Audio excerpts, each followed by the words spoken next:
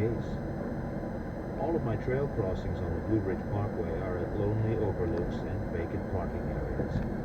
The parking area at Mills Gap Overlook is empty when I arrive, so I lie down for a rest, using my pack as a pillow.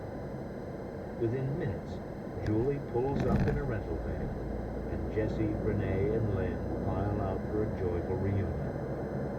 "You smell," Renee says, soon followed by the observation that I look old. Even though I have washed my pack a couple of times, foul odor is hopelessly trapped within and released by the heat of my body when I walk. The same is true of my clothes. Going unshaven has aged my appearance, but I will keep the beard to Katahdin and beyond. The brown hair on my head still holds firm, but gray hair has made significant inroads in my beard. We drive back to the Home Place restaurant in Catawba, a family-style restaurant serving country food of great renown among thru-hikers. I dazzle Julie with my newfound eating promise. We have 3.5 more days to spend together.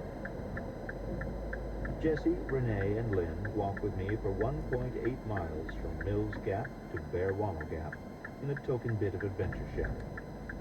The trail is misted over by fog, but the girls are giddy, skipping along, singing their impromptu song, which consists of the 5-word lyric, "We're hiking the Appalachian Trail," repeated until their dad asks them to stop. Even though our walk will take less than an hour, I bring food and my water filter so we can stop at a stream and take a break, just like I would do on my own. During the 7 weeks I've been hiking, my daughters have seemed to be doing fine. That is what they say when I talk to them on the phone, and that is what Julie tells me. To dig deeper into their thoughts, I pose a question to them. Would you like for me to come back home, or would you like me to continue hiking?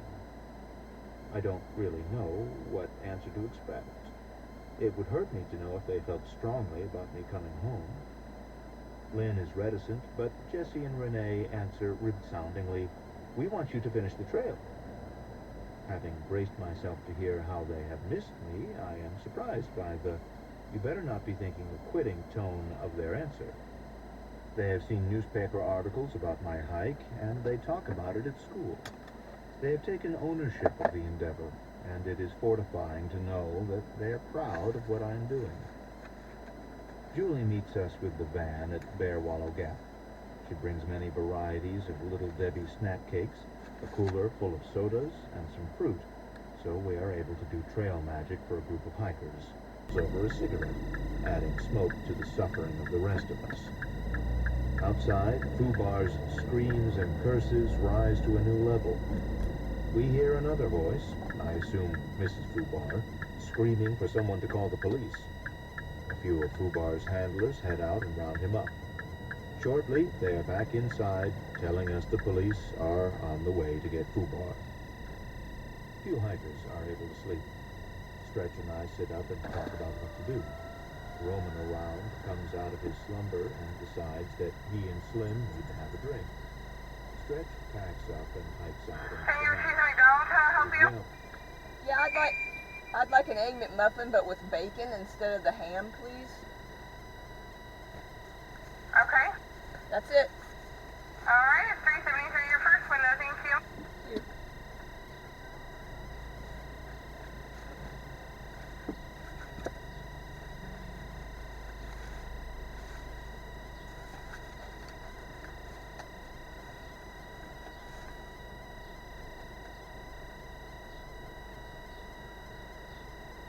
Past 3 a.m. when I finally get to sleep. I am one of the first hikers awake on a dewy, quiet morning. I take a bike lying in the yard and pedal down empty streets to a convenience store to get a breakfast of donuts, chocolate milk, and coffee. Back at the hostel, I see Popsicle and Moose fixing breakfast at the picnic table. "You two were lucky. You missed out on all that craziness last night. Did you hear it?" "We weren't so lucky," Moose replies. The woman's voice calling for the police last night was Popsicle. She was kept awake by the ruckus and left her tent for a bathroom break at the same time Fubar was in the yard upchucking his whiskey.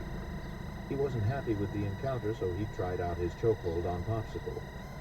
Fubar chose the wrong person to pick on this time. Not only did Popsicle get the better of the scuffle, she was intent on pressing charges. But the ordeal would be the end of her through hike. Footnote. Or so I thought at the time. Popsicle actually did continue, and she completed her through hike. She concocted the story about getting off the trail in case there was any attempt at retribution. The story worked. I did not learn about Popsicle's ruse until the final draft of this writing. Endnote. McAfee Knob is one of the most photographed locations on the Appalachian Trail. Near the peak of the mountain, there is a shelf of rock cantilevered above an unbounded view of the mountains and valley below. Stretch and No Hiram arrive shortly after I do, and we help each other to get photos of ourselves in this wonderful setting. The walk up to the knob was not demanding,